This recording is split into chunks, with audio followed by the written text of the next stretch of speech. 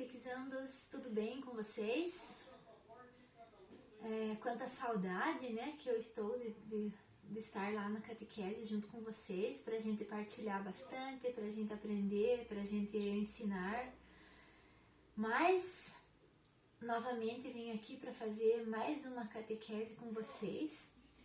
Agora que a gente já sabe, né, que passou o tempo que a gente estava de quaresma, né? Passamos os 40 dias, desde a quarta-feira de cinzas até a quarta-feira antes da quinta-feira santa, onde eu expliquei para vocês naquele outro vídeo falando do Tríduo Pascal, né? Já passamos dessa parte da quaresma, então, que tinha aquele desenho no nosso manual que a gente pôde olhar o caminho pascal, né? O caminho da quaresma. Entramos agora nos domingos depois da Páscoa, onde a gente vem, se vocês estiverem acompanhando com suas famílias as missas, né?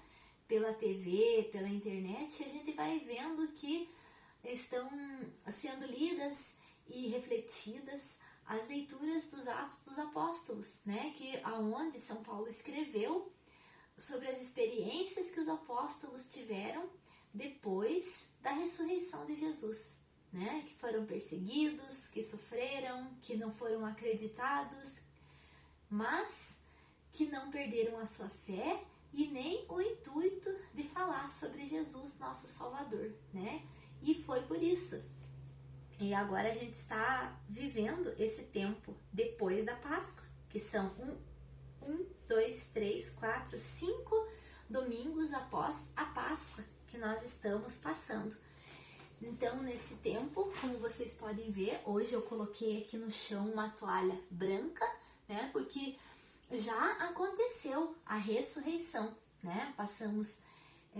Revivemos a ceia do Senhor, que depois a gente, em cada missa, é uma repetição, é uma lembrança, é uma memória da primeira ceia que Jesus fez com os discípulos. Então, Jesus se entrega novamente em cada celebração de missa que a gente participa sobre o altar, né? E já passou esse tempo agora e a gente deve saber que depois da ressurreição de Jesus, o dia do Senhor é o domingo, por causa que ele ressuscitou no domingo, né? Antes da ressurreição de Jesus, o dia guardado pela igreja era o sábado, por causa da criação, do dia que Deus descansou da sua criação. E hoje nós vamos fazer a catequese. Eu vou tentar não me demorar tanto, né? Mas para explicar direitinho para vocês, nós vamos naquele quarto encontro que se chama Símbolo da Fé, Eu Creio, Nós Cremos. Se vocês quiserem acompanhar no manual em casa, é muito bom, tá bom?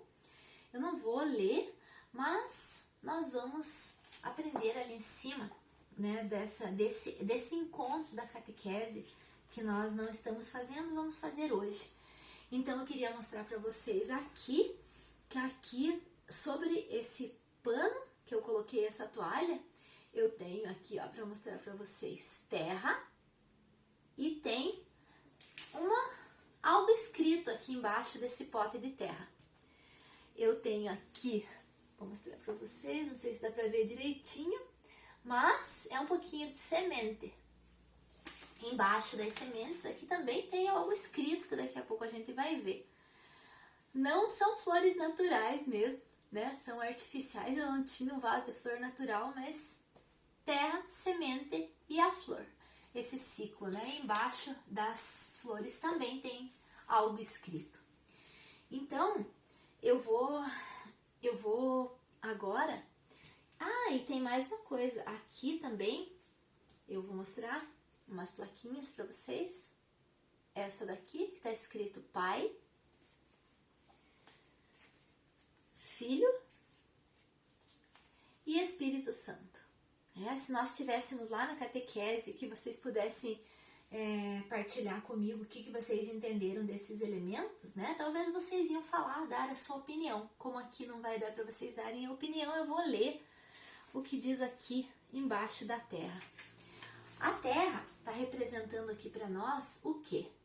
Deus Pai é criador do céu e da terra.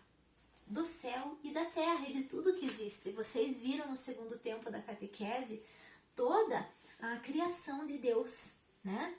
Todo o universo foi criado por Deus, né? Até as pessoas, né? Até os animais, até as plantas e para tudo Deus continua cuidando.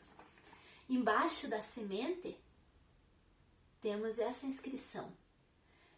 Esse Deus tem um filho. Jesus é o Filho de Deus, que plantou a semente da salvação. Então, isso era o plano de Deus, né? Quando Deus criou tudo o que a gente conhece de natureza, Jesus estava com ele, né? E ele já tinha um plano, né, na criação. Talvez ele tenha que ter mudado esse plano pelas atitudes infelizes do homem, né? Mas Jesus é a nossa salvação. Da terra a gente joga a semente e da semente vem a planta, né? Nasce a planta, floresce, cresce, dá frutos. E quem que faz a terceira inscrição aqui diz o seguinte: o Espírito Santo faz florescer a graça de Deus em nós. Então, as coisas que a gente faz, os sentimentos que a gente tem, quando a gente tem um coração que deixa brotar o amor de Deus, é o Espírito Santo que vem fazer florescer, né? Esse amor por essas três situações aqui, ou seja, o Pai, o Filho e o Espírito Santo. O mistério, né? Essas três pessoas são o mistério da Santíssima Trindade. São três pessoas unidas numa só, um só Deus, uno e trino, porque são três pessoas numa só, a Santíssima Trindade. E a igreja, né? A igreja é que faz e que fez eu aprender essas coisas e também a família de vocês aprender essas coisas sobre Deus. Os avós de vocês, os antepassados de vocês, foi através da igreja que nós aprendemos essas coisas e que elas vêm sendo ensinadas de geração em geração. Né? Quanto tempo que Jesus viveu na terra e que nós continuamos, né, nesse amor verdadeiro. Por quê? Porque a igreja nos ensina, a igreja vem passando para nós isso que se chama tradição da religião, né? E às vezes a gente se engana, achando que a gente vai encontrar o amor desse Deus criador, o amor desse Deus que salva, o amor desse Deus que faz florescer a graça diante de nós, em nós, no nosso coração. Muitas vezes a gente acha que vai encontrar esse amor no dinheiro, no poder, nos amigos, nas coisas que a gente põe antes de Deus na nossa vida. Engana-se muito quem pensa assim, né?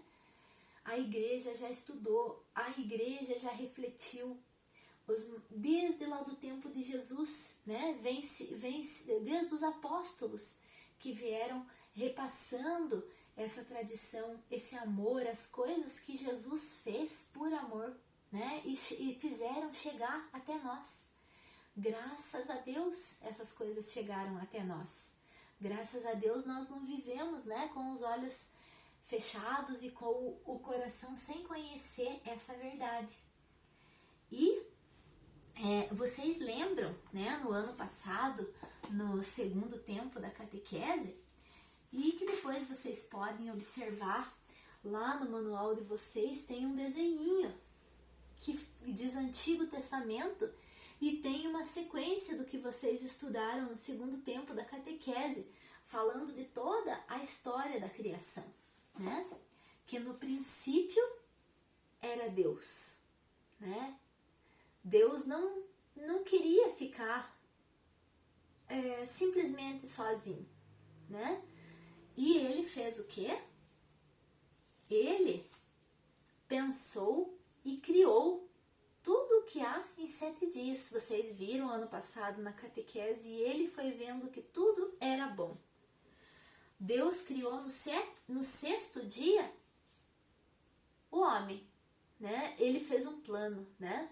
Que o homem ia cuidar de todo o resto da criação e tudo o que Deus criou a mais era para o bem do homem, né? Deus fez pensando nele, tanto que criou o homem à sua imagem e semelhança. O que isso quer dizer? Que nós somos parecidos com Deus, né? Deus pensava o melhor para nós. Pena que Deus fez os pedidos para o primeiro homem, Adão, e para a primeira mulher, só que já no meio deles apareceu o anjo mau, né? O pecado.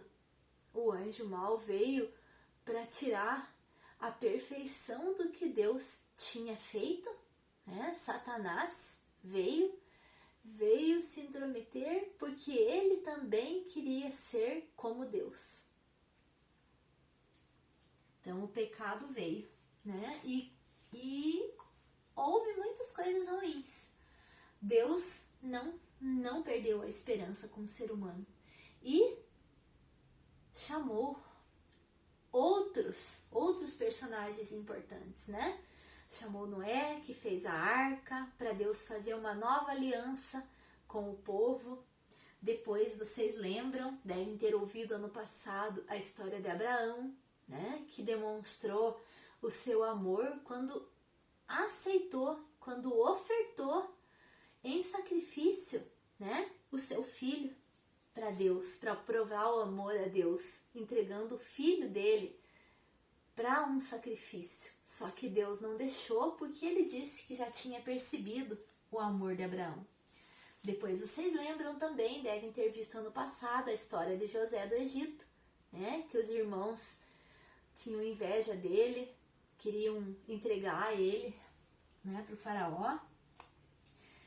Moisés, né? Vocês lembram do cestinho lá, Moisés dentro do rio, que foi criado pela filha do faraó, lembram, né?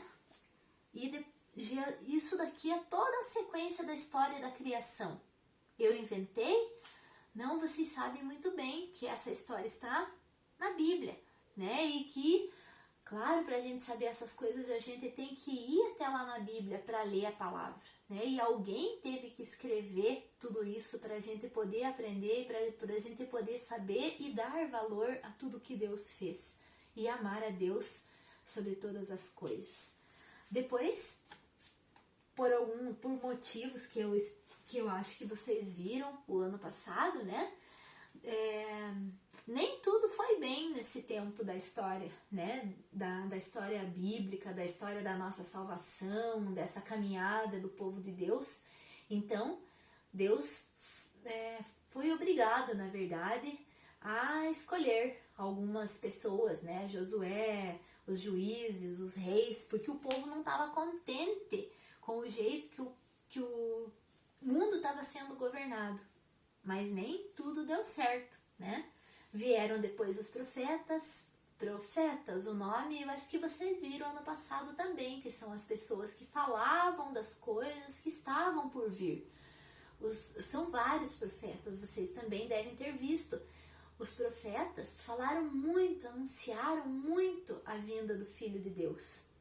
Este daqui, que nós vimos, a semente, né? Que Jesus é quem planta a semente da salvação para nós.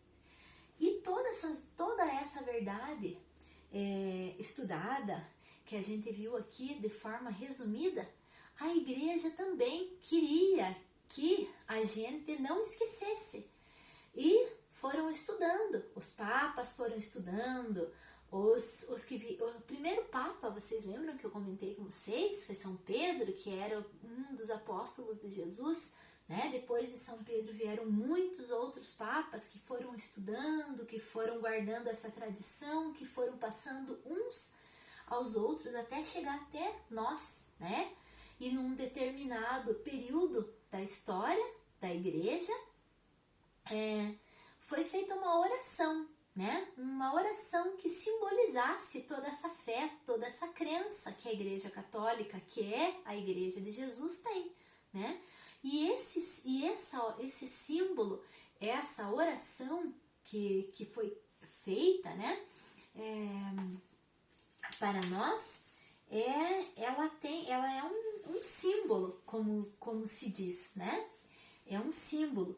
Vocês vão ver lá no manual da catequese, na parte que diz atividades de fixação, eu quero que vocês olhem lá, tem um baúzinho. E no baúzinho tá cheio de pedras preciosas e joias, né? E eu coloquei também aqui, ó, só para ilustrar, né, a nossa catequese, um baúzinho aqui, ó. E eu escrevi no baúzinho uma palavra. Quero que vocês vejam lá, ó. O baúzinho representa um tesouro, né? E o que tem dentro do baúzinho? Dentro do baúzinho, que é a igreja, tem um tesouro, né? Nós podemos ver lá, tá reluzente. É um tesouro, o tesouro da nossa fé. E como que essa fé chegou até nós? Ela pode ter chegado de duas maneiras. A tradição de forma oral, quer dizer, um contando para o outro, e a tradição de forma escrita. Como que chegou até nós toda a verdade, né? Então, dessas duas formas, da forma oral ou da forma escrita, né? Então, é chamada de tradição oral, tradição escrita. Em casa, vocês vão ver que embaixo aqui do baúzinho é para vocês lerem e escreverem algumas palavras perto do baúzinho. Então, eu quero que vocês leiam, escrevam. Depois, embaixo, no nosso manual, vocês vão ver que tem um símbolo de uma moeda quebrada. Símbolo, né, que é lá no tempo de Jesus, do grego, que significa metade de um objeto. Então, juntando as duas metades desse objeto, né, também tem escrito, vai formar um desenho no caso, né, e do lado desse símbolo, dessa moedinha, também é para vocês escreverem o nome desse símbolo da igreja. Eu vou contar para vocês qual que é o símbolo que a igreja tem, o símbolo da sua fé.